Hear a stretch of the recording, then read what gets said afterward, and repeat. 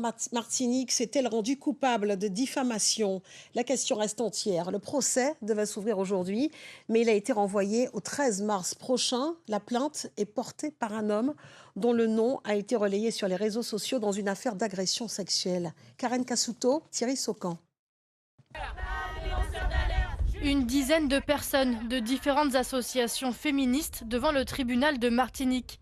Ces femmes savaient que le procès allait être renvoyé, mais elles ont tenu à être présentes. Il n'est pas normal que les lanceurs d'alerte soient jugés et pas les auteurs de violences. Nous sommes d'accord avec elles.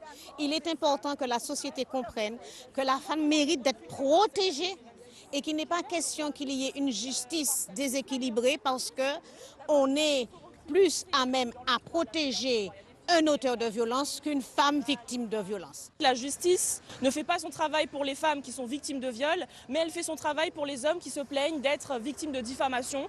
La justice, elle doit changer de camp. Clairement, ce sont les personnes qui sont victimes qui doivent être entendues et non les personnes qui veulent justement être défendues de leur violence qui doivent être entendues en première. C'est pas normal.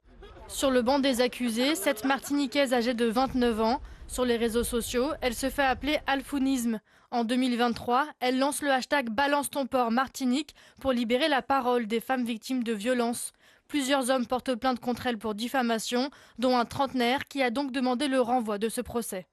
On lui reproche en tout cas d'avoir porté des propos sur son compte contre M. Luigi Louzé pour dénoncer des violences sexuelles qu'il aurait commises sur des femmes. Il y a énormément de plaintes et très peu de personnes condamnées parce que les femmes ne sont pas crues.